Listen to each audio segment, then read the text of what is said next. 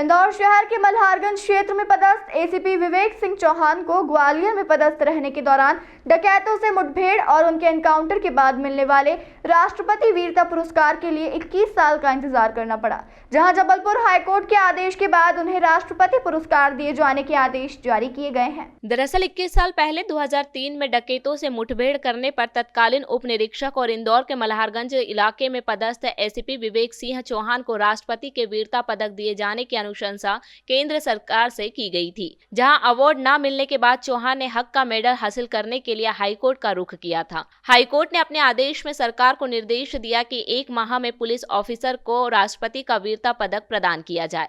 गौरतलब है कि विवेक सिंह चौहान अभी इंदौर में मल्हारगंज एसीपी के पद पर पदस्थ हैं, जहां उनके पास मल्हारगंज और एरोड्रम थाना क्षेत्र का प्रभार है। उनकी तरफ से जबलपुर हाईकोर्ट में वरिष्ठ अधिवक्ता मर्गेंद्र सिंह, जयदीप कौरव एवं कौशल सिंह सिसोदिया ने पैरवी की।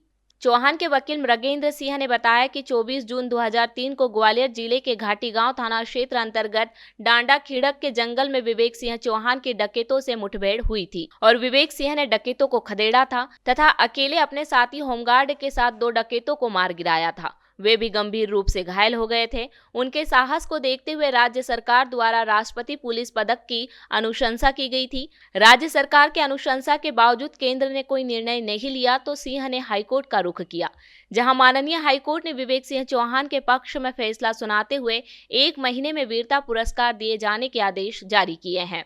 ये मामला जो आपने सवाल किया है, ये मामला विवेक सिंह चौहान 2003 में जून 2003 26 जून 2003 को घाटी गांव पुलिस स्टेशन में पोस्टेड थे ग्वालियर, और वो आकस्मिक गश्त पे गए हुए थे। उस समय आकस्मिक मुठभेड़ हुई पुलिस इसके साथ, डकैतों के साथ, और डकैतों ने उनके ऊपर आक्रमण कर दिया। डकैत भी हथियारों से लैस थे और उस पर इन्होंने उनकी बंदूकें छुड़ा ली और उन बंदूक से फायर कर रहे थे तो नाल पकड़ ली बंदूक की। और उसके बाद जब डकैतों के भी हथियार गिर गए, इनकी भी सर्विस रिवॉल्वर गिर गई थी। फिर इन्होंने सर्विस रिवॉल्वर उठा के जब डकैत इनको अपनी जान पे खतरा दिखा तब इन्होंने दोनों डकैतों को ढेर किया। और रात की बात है, रात में फिर जब फोर्स आई तब तक ये उनकी डेड बॉडीज के साथ बैठे रहे और फिर उसके बाद सवेरे सारी कार्रवाई हुई। रात में ही कार्रवाई शुरू हो गई होगी मेरे ख्याल से।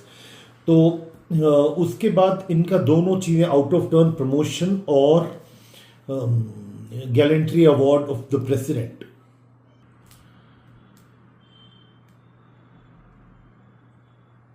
जी ये 26 जून की घटना के बाद 18 दिसंबर 2003 को तत्कालीन एसपी ग्वालियर ने इनको प्रेसिडेंट गैलेंट्री अवार्ड के लिए रिकमेंड कर दिया था। रिकमेंडेशन 6 महीने के अंदर ही चली गई थी, पर कहीं कंफ्यूजन रह गया था, जिसकी वजह से सेंट्रल गवर्नमेंट को ये लगा कि ये इतने दिनों बाद, 20 साल बाद, 18 साल बाद क्यों ये रिकमेंडेशन आई।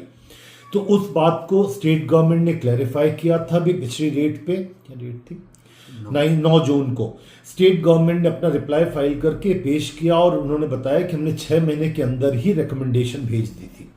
तो कहीं कंफ्यूजन की वजह से ये नहीं हो पाया, नहीं तो ये अवार्ड इनको 20 साल 21 साल पहले ही मिल जाता। और उसकी वजह से इन्हें कोर्ट की शरण में जाना पड़ा और माननीय न्यायालय ने पूरी बातें सुनने के बाद, सारे तथ्यों को देखकर यह स्पष्ट आदेश दिया है कि 1 माह के भीतर इन्हें राष्ट्रपति गैलेंट्री अवार्ड के मेडल से सुशोभित किया जाए।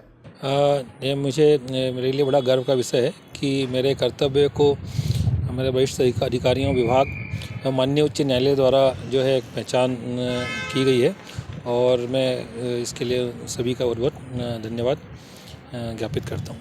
धन्यवाद। लंबा समय लगा इस पूरे मामले को लेकर के, सर क्या कहना चाहिए? कुछ कन्फ्यूज़न की वजह से विलम्ब हुआ होगा, किंतु चूँकि मेरे वरिष्ठ अधिकारी और विभाग और मेरे जो माननीय उच्च न्यायालय है, मैं उसके लिए बहुत बहुत धन्यवाद ज्ञापित करता हूँ। और ये मेरे लिए बड़ा गर्व का विषय है कि उनके द्वारा मेरे कर्तव्य की जो है पहचान की गई है। सर अभी कमिश्नर साहब जो यहाँ पर मौजूद थे, उन्होंने भी आपको बधाई दी है, किसी के साथ में आपको बधाई दी?